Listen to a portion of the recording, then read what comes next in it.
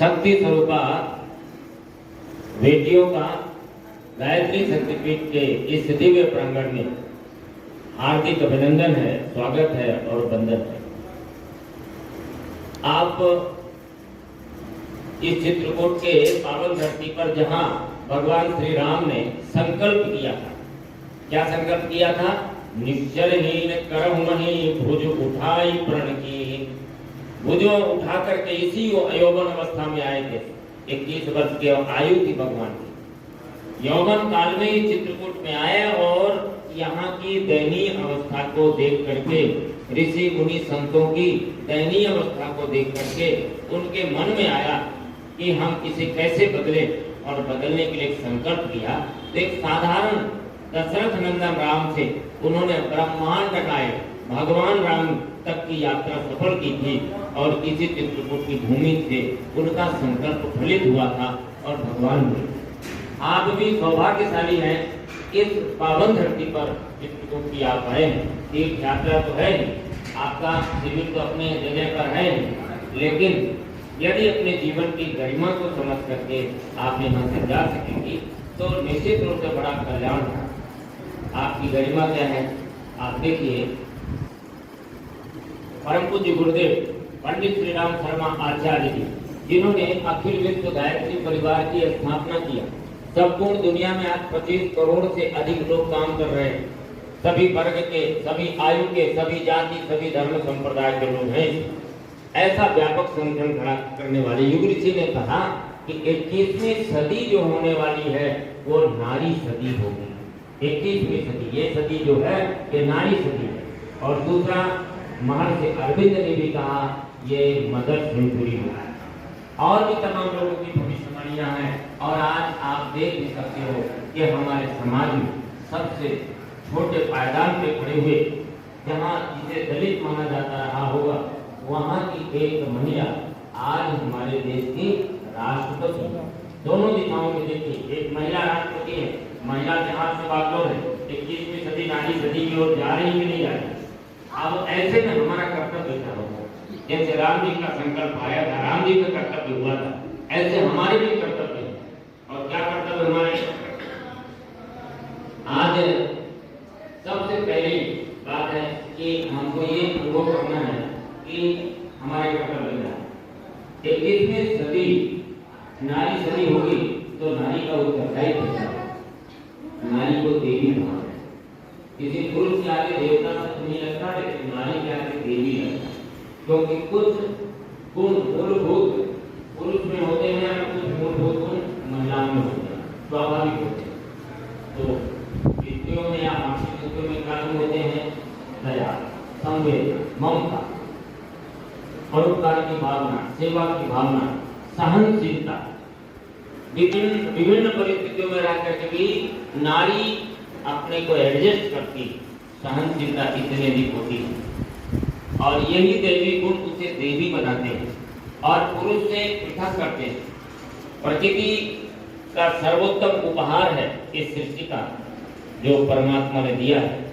तो उस संवेदना के विकास के लिए, जैसे सीता को आप देखिए, सीता को कितनी विभिन्न परिस्थितियों में और विपन्न परिस्थितियों में रहना पड़ा है, लेकिन सीता जी का साहस को देखिए।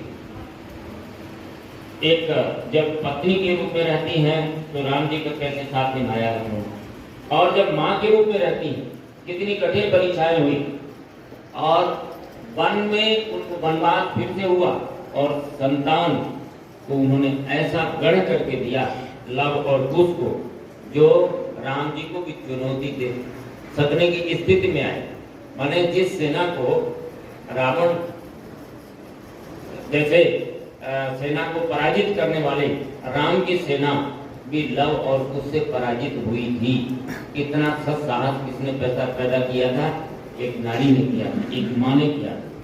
शकुंतला के जीवन के साथ भी ऐसी घटना थी कि शकुंतला के पति दुष्यंत कुमार, जब वो अपने पुत्र को शकुंतला लेकर के जाती है तो पति ने कह दिया, ना मैं तुम्हें जानता हूँ और ना मैं इस पुत्र को जानता हूँ।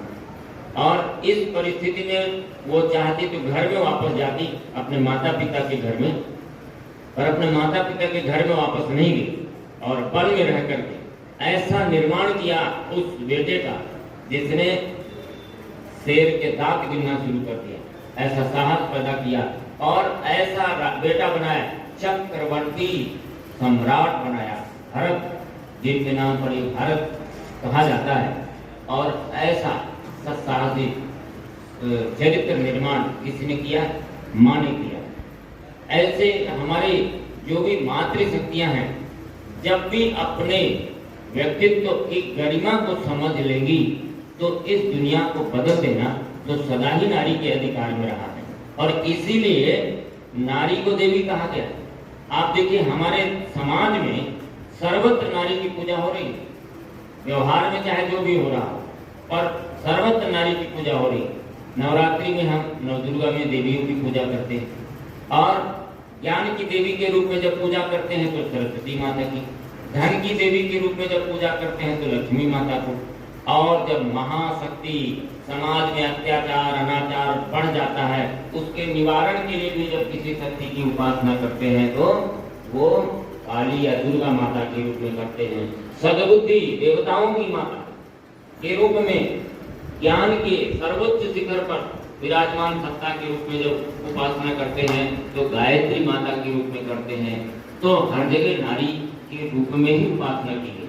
वैसे भी आप देखिए इस सृष्टि में वेदोक्त काल में जब जाइए तो वेदों ने भी जब अनुभव किया कि भगवान आखिर कौन हो सकता है, कैसा हो सकता है। दुनिया में तमाम लोगों के मतभेद तो हैं कि भगवान कैसे होंगे, सभी धर्म संप्रदायों में मतभेद है कि भगवान कैसे होंगे, लेकिन अंतिम सबका एक निर्णय हमारे वेदों का जो आया तो वो ये आया कि भगवान यदि कोई होंगे तो माँ जैसे होंगे। माँ के रूप में भगवान की उपासना सर्वत्र हुई है, सर्वाधिक हुई है। और बच्चा भी जब जन्म लेता है इस धरती पर तो सबसे पहले माँ कहना सीखता है और माँ के प्रति जो उसका अनुराग होता है वो अन्य किसी के प्रति नहीं हो सकता। तो आप पूछिए माँ की जिम्मेदारी क्या होती है, उत्तरदायित्व क्या होता है। माँ जैसा चाहे वैसा चरित्र निर्माण करके बालक को दे सकती है। माँ जैसा चाहे वो सृष्टि की संरचना कर सकती है, क्योंकि नारी को सृजेता कहा गया है, सृजन करने वाली है। और सृजन जैसा होगा वैसा ही परिवार बनेगा, वैसा ही समाज बनेगा, वैसा ही राष्ट्र बनेगा और वैसा ही विश्व बनेगा। तो पूरे विश्व की धुरी क्या है? नारी है। नारी केंद्र बिंदु नारी। यदि नारी का चिंतन चरित्र और संस्कार बिगड़ता है तो पूरे राष्ट्र ही नहीं, पूरे विश्व का, पूरे ब्रह्मांड का चिंतन चरित्र और विश्वास बिगड़ता है। इसलिए नारी शिक्षा पर हमारे यहाँ बड़ा ध्यान रखा गया था। और ऐसा नहीं, आज का बीच में मुगलकालीन समय आया तो मुगलकालीन समयों में थोड़ा सा नारी को द्वैत दर्जे का नागरिक माना गया और उन्हें अपने वासना की प्रतिमूर्ति के रूप में देखा गया। नहीं, हमारे यहाँ तो नारी महान है, नारी देवी है, नारी शक्ति स्वरूपा है। और नारी की जितनी महिमा शास्त्रों में कही गई है, यत्र पूजन्ते नार्यस्ते यत्र पूजन्ते रमन्ते तत्र देवता, जहाँ नारी की पूजा होती है वहाँ देवता रहते हैं। ये केवल श्लोक नहीं है, ये यथार्थता है कि नारी की जहाँ पूजा होती, सम्मान होगा तो नारी संस्कारवान होगी, और जहाँ नारी संस्कारवान होगी तो संतान संस्कारवान होगी, और संतान ही नहीं पति संस्कारवान होगा, और पति ही नहीं वो पूरा परिवार संस्कारवान होगा, और परिवार से समाज बना है तो पूरा समाज संस्कारवान होगा। आप देखिए विद्योत्मा जैसी नारी इतनी विदुषी थी कि उस समय के बड़े बड़े विद्वानों को उसने पराजित कर दिया। तो लोगों ने षड्यंत्र करके विद्योत्मा का विवाह किससे करा दिया था?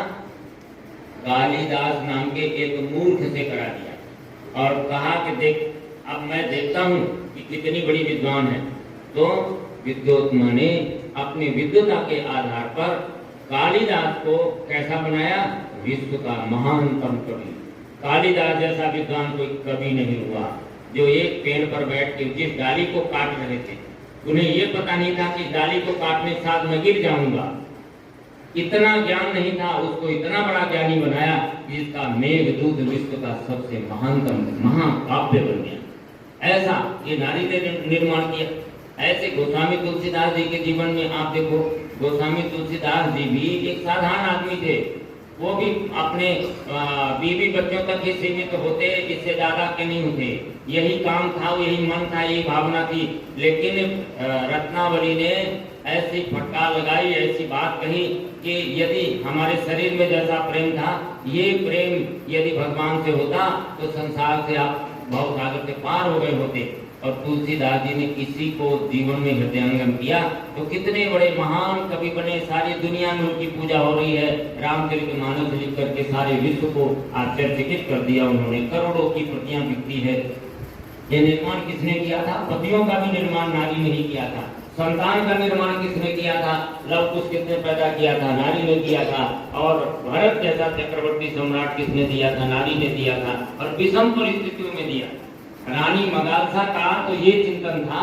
रानी मदालसा ये कहती थी कि संतान कैसी चाहिए ये तो माँ के ऊपर निर्भर करता है। अपने चिंतन में, अपने व्यवहार में, अपने चरित्र में ऐसा परिवर्तन करती थी कि जैसी संतान चाहती थी वैसी संतान होती थी।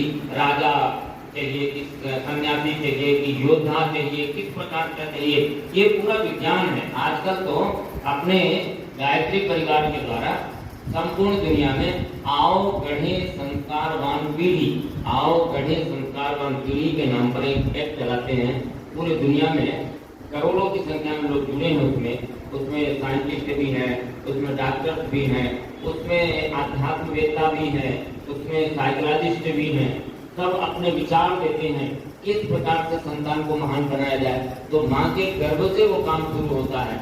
माँ के गर्भ से जब बच्चा 9 महीने माँ के गर्भ में रहता है तो जो ज्ञान माँ देती है, क्योंकि बच्चे का अचेतन मस्तिष्क माँ के मस्तिष्क से जुड़ा होता है, तो माँ जो सोचती जाती है बच्चे का मस्तिष्क बड़ी तेजी से उससे निर्मित होता चला जाता है।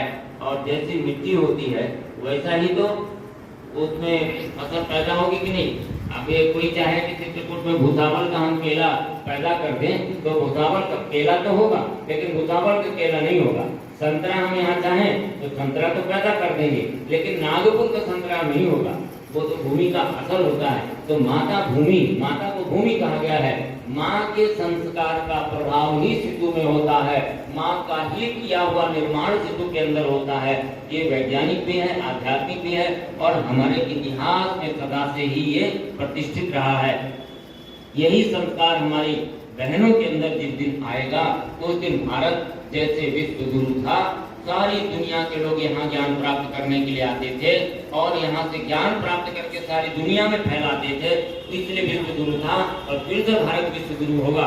और हमारा देश सोने की चिड़िया थी। हम ऐसे पुरुषार्थी, ज्ञानवान, विवेकवान जहाँ हमारी पीढ़ियां आएंगी तो ये देश में संपदा की कमी नहीं है। और ये देश सोने का चिड़िया पहले से था।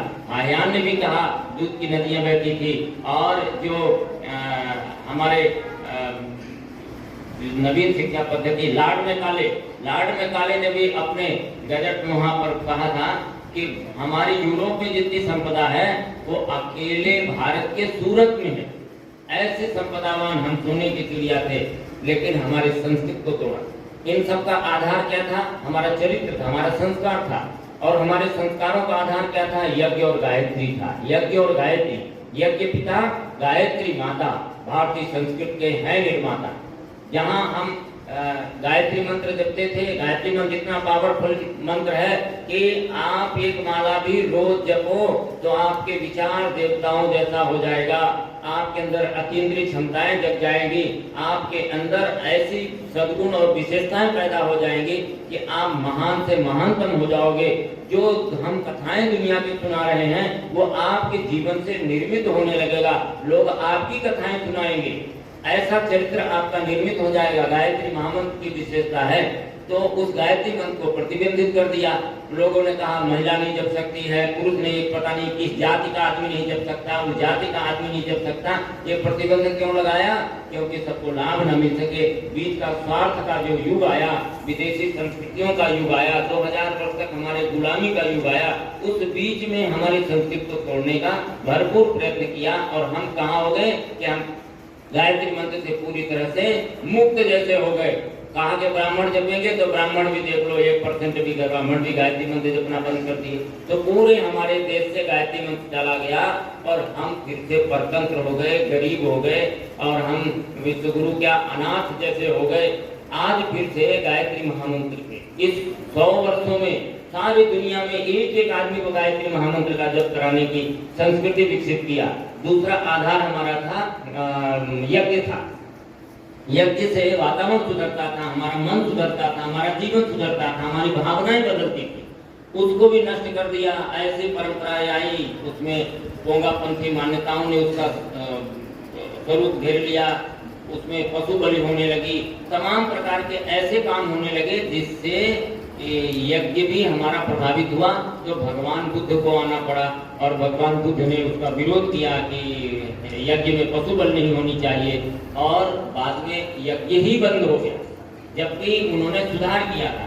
तो युग ऋषि गायत्री परिवार ने, परम पूज्य गुरुदेव ने फिर से घर घर में यज्ञ पहुंचाया, गायत्री मंत्र पहुंचाया और आज देख लीजिए कि 70-80 वर्षों के अंतराल में भारत विश्व गुरु बनने की स्थिति में हो गया। भारत का ऐश्वर्य सारी दुनिया में दिखाई पड़ने लगा।